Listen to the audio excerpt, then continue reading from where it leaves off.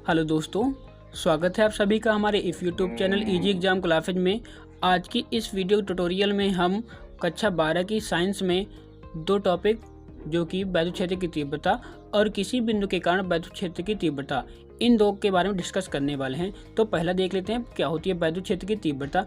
वैद्युत क्षेत्र की तीव्रता सामान्यतः एक प्रकार का अनुपातिक रूप है जो कि हम किसी परीक्षण आवेश किसी बिंदु पर रख दें और इसके बाद उस पर जो फोर्स अप्लाई करें तो लगाए गए फोर्स और परीक्षण आवेश, इन दोनों के अनुपात को हम वैद्युत क्षेत्र की तीव्रता कहते हैं। ठीक, तो इसकी परिभाषा क्या होती है उसे जान लेते हैं। तो ये होती है वैद्युत क्षेत्र में किसी बिंदु पर रखे परीक्षण आवेश पर लगने वाले बल तथा परीक्षण आवेश के मान को निष्पत्ति पर वैद्युत क्षेत्र की तीव्रता कहते हैं। ठीक, तो ये क्या होता है मान लेते हैं। माना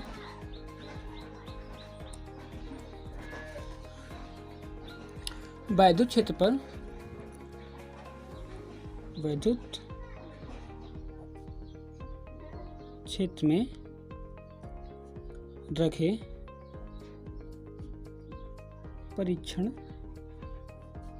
आवेश Q0 पर लगने वाला बल F, देखिए सदिश है, ठीक है, तो इसे लगाना जरूरी है। हो तो वैद्युत क्षेत्र की तीव्रता, वैद्युत क्षेत्र की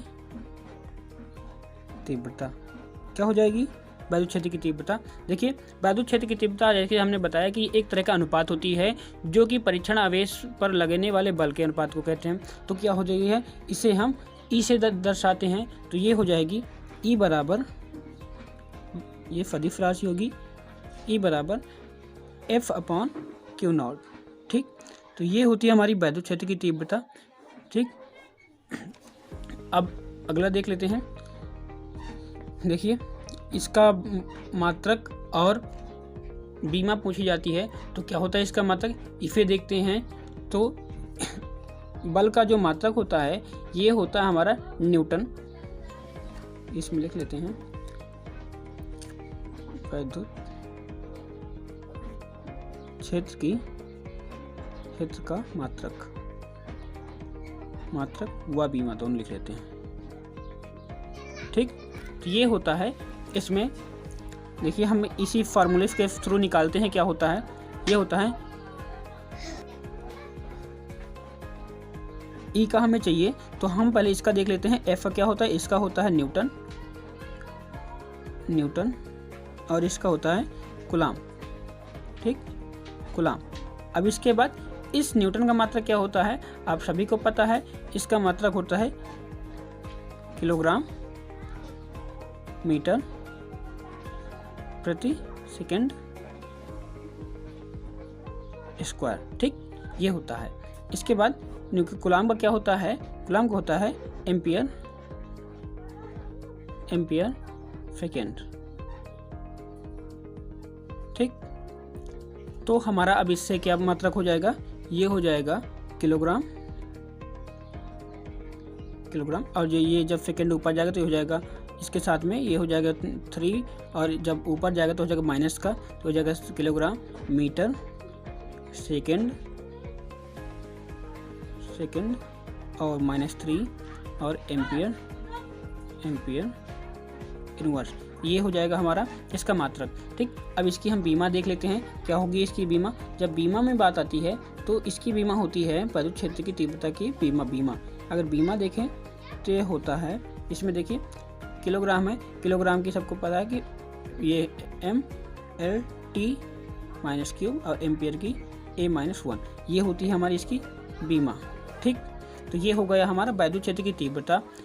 इसके बाद अब अगला देखते हैं किसी बिंदु का आवेश के कारण वैद्युत क्षेत्र की तीव्रता क्या होती है। चलिए आगे बढ़ते हैं। बिंदु क्षेत्र के कारण वैद्युत क्षेत्र की तीव्रता, तो मान लेते हैं माना Q कूलाम आवेश किसी के परावैद्युतांक वाले क्षेत्र पर रखा है।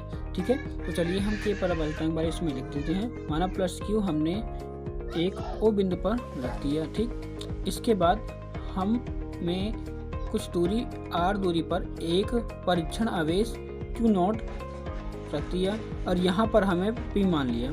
इसके बाद इनके बीच की दूरी R है। हमें इस बिंदु पर वैद्युत क्षेत्र की तीव्रता को ज्ञात करना है, तो हम यहाँ लिख सकते हैं कि आवेश प्लस Q द्वारा उत्पन्न वैद्युत क्षेत्र में बिंदु O से R मीटर दूरी पर एक बिंदु P है जिस पर वैद्युत क्षेत्र की तीव्रता ज्ञात करनी है।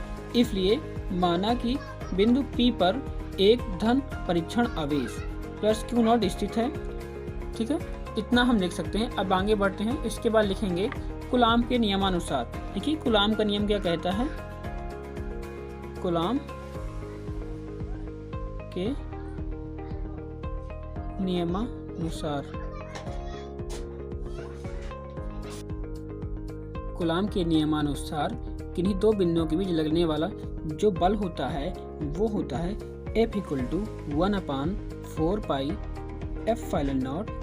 और देखिए हमने इसको K परावैद्युतांक में रखा था, तो हमने यहाँ पर इसका परावैद्युतांक K भी साथ में ले लिया। ठीक, इसको हम यहाँ तक बढ़ा सकते हैं, यहाँ पर लिख सकते हैं F। ठीक, इसके बाद ये होता है Q0 अपॉन जो दूरी हो बीच की R²। ये होता है कूलाम का नियम। कूलाम के नियमानुसार हमने लिख दिया।